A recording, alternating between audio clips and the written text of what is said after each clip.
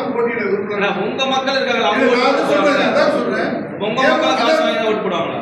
என் மக்கள் வந்து பாத்தீங்கன்னா ஒரு சட்டமன்ற தொகுதிக்கு 20,000 வாக்கு 25,000 வாக்கு என்னால பெற முடியும். அவங்க வந்து பாத்தீங்கன்னா பணத்தை கொடுத்து என்னுடைய சமூகத்திலேயே கொஞ்சம் ஒரு 25% வாக்குகளை ஒரு 15% வாக்குகளை பெற முடியும் அவங்களால. மற்ற வாக்குகள்லாம் இருக்கு. அப்ப அந்த மற்ற வாக்குகள் சேர்ந்தாதான் வெற்றி பெற முடியும். அப்ப அவங்கள்ட்ட நான் போட்டி போட்டு என்ன பண்ண முடியும்? 3ஆம் இடத்துல 2ஆம் இடத்துல வாக்குகளை பெற்று தோல்வியில காண முடியும்.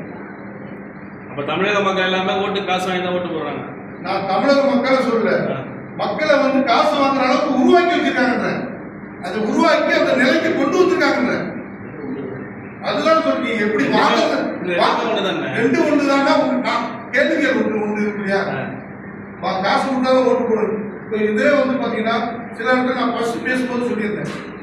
அதாவது அறிவியல் ரீதியாக படித்தவர்கள், பொறியியல் படித்தவர்கள், சட்டம் படித்தவர்கள், இவர்களுக்கெல்லாம் இந்த இலவசம் எங்கிருந்து வருதுன்னு தெரிஞ்சுட்டு அதை மறுப்பாங்க. இந்த பாமர மக்களை மட்டும் இந்த வறுமையில வாழ்வாங்க சொல்லியிருந்தேன். பேட்டிக்கு இப்ப நான் ஃபர்ஸ்ட் எடுத்தோம் அந்த வார்த்தைகளை சொல்லிட்டு அப்புறம் பாமர மக்களுக்கு என்ன தேவை? இன்னைக்கு வந்து பாத்தீங்கன்னா அவங்க தேவை வந்து பாத்தீங்கன்னா ஒரு 1000 ரூபாய் நீங்க செலவு கொடுத்தா கொடுக்குமா?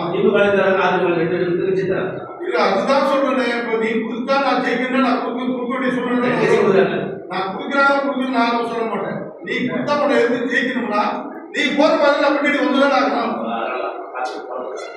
நீ போற பாதையில பின்னாடி வந்துதான் நான் ஜெயிக்கணும் இல்லையா? உன்னை வீழ்த்தணும் இல்லையா? அந்த மாதிரி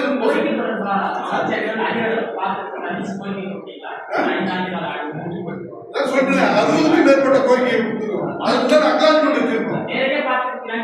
நேரடியா பார்த்து கொடுத்துருக்கோம். இல்ல நான் முதலமைச்சருக்கு ஒரு டைம் கொடுத்துருக்கோம், நேரடியா பார்த்து கொடுத்துருக்கோம். ஏன் இங்க நான் வந்து குடும்ப சட்டமன்ற தொகுதி கிட்டத்தட்ட அவருக்கு நான் 10 முறை கடிதம் கொடுத்துருக்கேன். அவர் வந்து பாத்தீங்கன்னா ஏற்கனவே வந்து பாத்தீங்கன்னா பிற்படுத்தப்பட்டவர்களுடைய நலத்துறை அமைச்சராக இருந்தாரு. அதுக்கு பிறகுதான் போக்குவரத்து துறை அமைச்சராக இருந்தாரு. அந்த பிற்படுத்தப்பட்டவர் நலத்துறை அமைச்சராக இருக்கும்போது ஏன்னா நாங்க பிற்படுத்தவர் பட்டியல் தானே இருக்கோம். அது எங்க துறைக்கு அமைச்சர் அவர் தானே. அவருக்கு நான் பல முறை நேரம் செஞ்சு கோரிக்கை கொடுத்தேன்.